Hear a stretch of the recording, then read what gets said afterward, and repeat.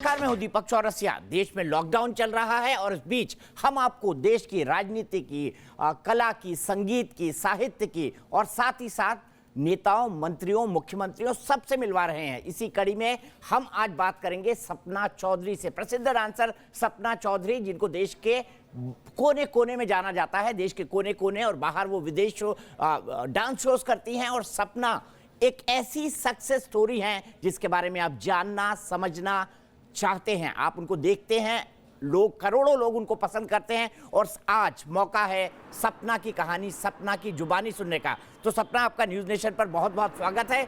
मैं शो शुरू करूं, सपना अपने डांस के बिना अधूरी है, तो मैं सबसे पहले थैंक यू सर। तो वाकई सपना के आंखों के काजल ने पूरे देश में बिल्कुल डांस का एक सेंसेशन पैदा कर दिया। सपना, सबसे पहले ये जानना चाह रहा हूँ, लॉकडाउन में आप कर क्या रही हैं? कुछ नहीं सर, कुछ भी करने को नहीं है। घर वालों के साथ वक्त बिता रही हूँ, किताबें पढ़ रही हूँ और जब मन करता है घर का काम कर लेती हूँ। बस ये है कि मैं बाहर नहीं जा रही। तो सब पूछ रहे हैं कि सपना झाड़ू, पोंछा, बर्तन कर रही है कि नहीं कर रही है?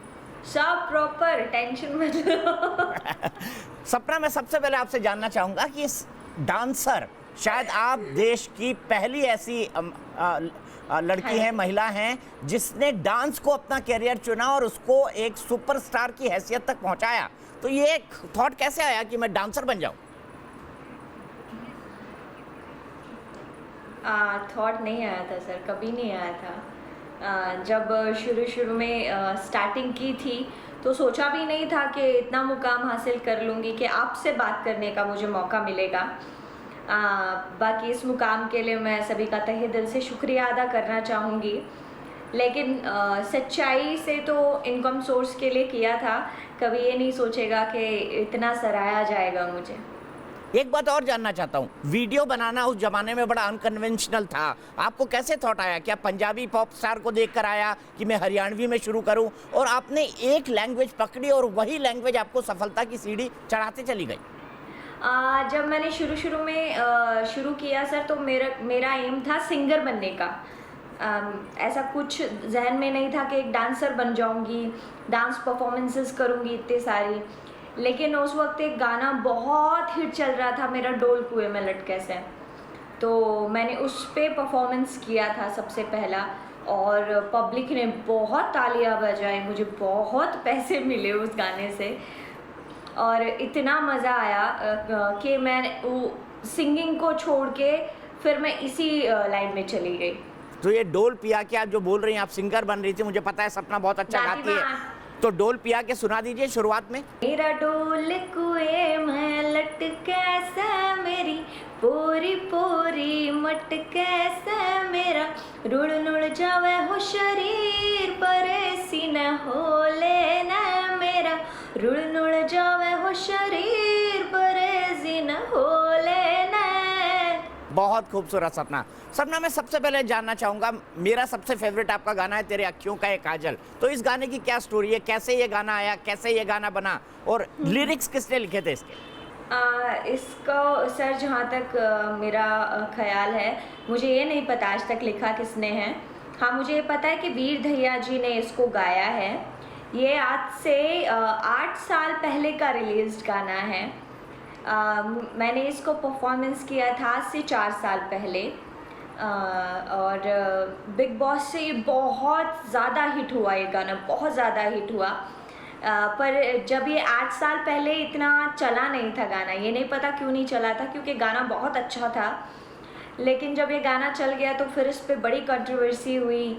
सिंगर साहब ने कहा गाना मेरा है, राइटर साहब ने कहा गाना मेरा है, और इसने तो खाली नाचा है स्टेज पे, ये है वो है। मतलब जो गाना मैंने किया है भगवान की दया से बड़ा अच्छा चला है। ये गाना भी उन्हीं में से है। बस मेरा यही मानना है कि कोई भी गाना पब्लिक में जाने के बाद ना सिंगर का रहता है ना राइटर का, मेरे भी कोई उस पर राइट्स नहीं है। वो गाना पब्लिक का है और हम उसकी, हाँ, वो कोई हमारी जागीर नहीं है। तो आज मैं टीवी के माध्यम से, आपके माध्यम से उनको कह देना चाहती हूँ कि ये बहसबाजी बंद कीजिए, गाना किसी का नहीं है, गाना पब्लिक का है। बिल्कुल गाना पब्लिक का है। तो मैंने आपसे रिक्वेस्ट की थी, मोदी जी हमारे देश के प्रधानमंत्री, आज व्हाइट हाउस ने उनको फॉलो किया है। व्हाइट हाउस में डोनाल्ड ट्रंप किसी को भी फॉलो नहीं करते हैं, लेकिन व्हाइट हाउस जो अमेरिका के राष्ट्रपति का दफ्तर है, घर है, वहां से ट्विटर हैंडल पे प्रधानमंत्री मोदी को फॉलो किया गया है। दुनिया की पहली हस्ती हैं, पूरी दुनिया उनकी तारीफ कर रही है। अगर मैं सपना को कहूं कि सपना एक गाना डेडिकेट करे प्रधानमंत्री जी को, तो अपना कौन सा गाना करेंगी? मेरे गानों में से आपके गाने भी हो सकते हैं, आपसे बाहर के भी गाने हो सकते हैं, जो बेहतर लगे आपको। एक गाना है सर, जो शुरू से ही लोग कहते हैं कि ये सिर्फ आपके लिए बना है, तो वही गाना मैं सर के लिए गाना चाहूँगी, हमारे प्रधानमंत्री जी के लिए। राम की सुआज तक आया ना हिसाब, राम की सुआज तक आया ना हिसाब, तो चीज़ लाजवाब तेरा कोई ना जवाब, तू चीज़ लाजवाब तेरा कोई ना जवाब। वाकई बहुत सही गाना है सपना है। वाकई प्रधानमंत्री जी के लिए आपने सही कहा कि तू चीज लाजवाब। वाकई हमारे देश के प्रधानमंत्री ऐसे हैं, और इस वक्त उनकी मैं खुले मन से तारीफ करता हूं। उन्होंने जो काम देश के लिए किया, जो दूरगामी सोच रखी, वो मेरे ख्याल से सदियों तक इसको याद रखा जाएगा। सपना, लेकिन एक चीज जानना चाहता हूं मैं आपसे, थोड़ा अलग सा क्वेश्चन है। डांसर्स बिल्कुल अलग अलग कपड़े पहनते हैं, आप जिस तरह से पॉप डांसिंग को देखे, हिप हॉप को देखे, इंग्लिश डांसिंग को देखे, लेकिन आपने कभी भी, मैं जितने आपके डांस देखता हूं, सलवार सूट और दुपट्टा कभी नहीं छोड़ा, ऐसा क्यों?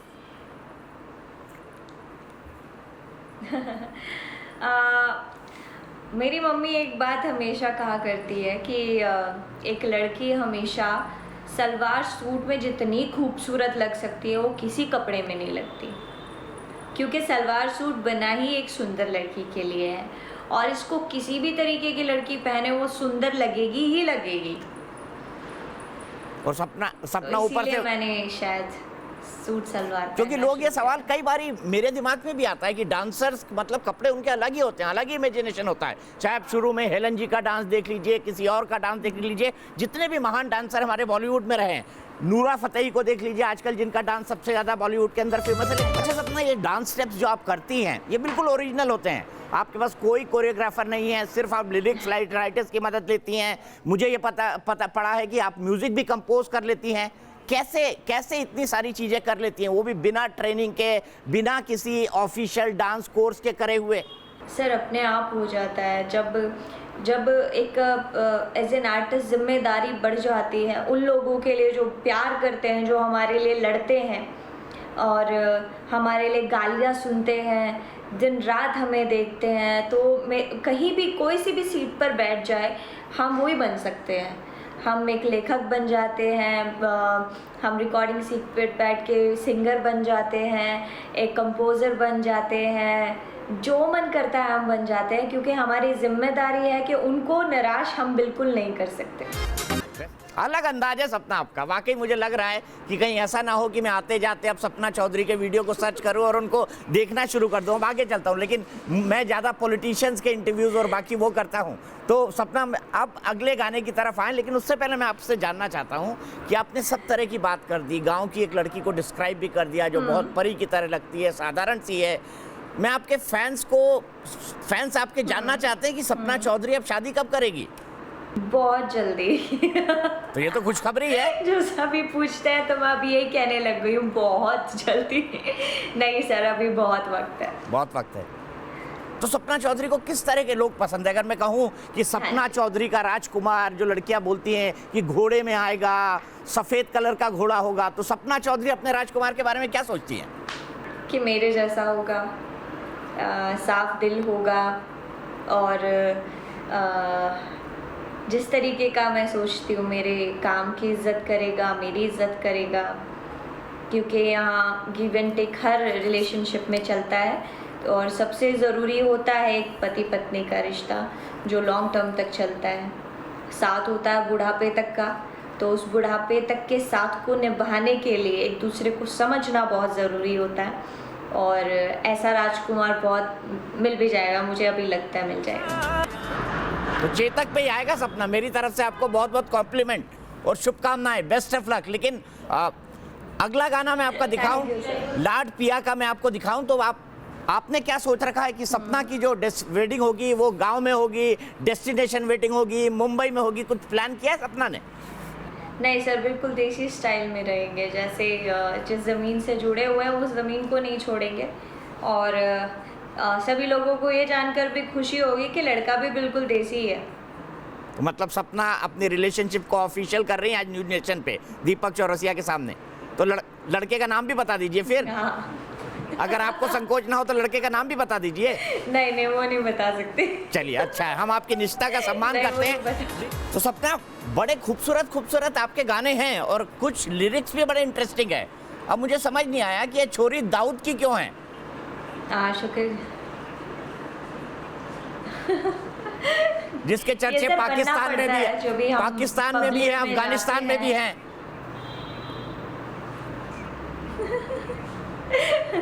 बनना पड़ता है सर, पब्लिक ऐसी मिलती है, क्या करें। अच्छा, आपको पता है पाकिस्तान और अफगानिस्तान में दोनों जगह गया हूँ और दोनों बड़ी खतरनाक जगह हैं।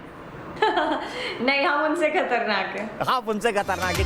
सपना, आपको हर तरह के लोगों का सामना करना पड़ता होगा। कुछ लोग फैंस अच्छे होते होंगे, कुछ फैंस बुरे होते होंगे।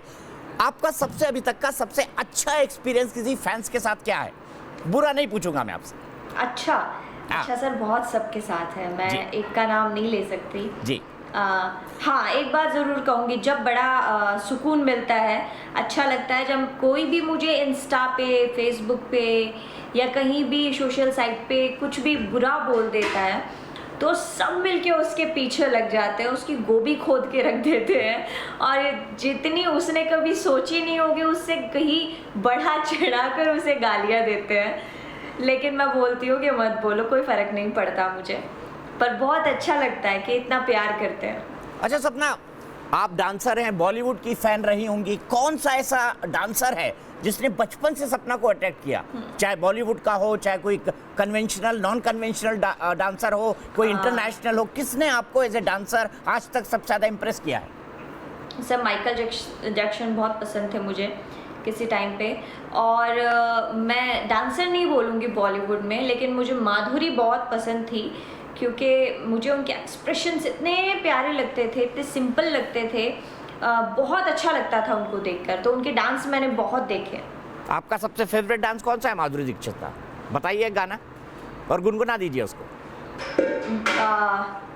हम पे किसने हरा रंग डाला, हम पे किसने हरा रंग डाला, खुशी ने हमारी हमें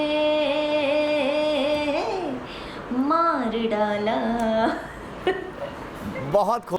मुझे ये बताइए, बचपन में अभी भी आप बॉलीवुड के कुछ गाने गुनगुनाती होंगे। सपना चौधरी का सबसे फेवरेट गाना जो वो गुनगुनाती हैं, जैसे हम सब बाथरूम सिंगर होते हैं, कोई ना कोई गाना गुनगुनाते हैं, सपना का सबसे फेवरेट गाना क्या है? सर, मैं बहुत गाती हूँ एक गाना, मेरे ख्याल से दिन में हर दिन एक बार ज़रूर गाती हूँ उस गाने को मैं। और मेरे पापा के साथ मैं गाया करती थी, तो मुझे बहुत अच्छा लगता है वो गाना।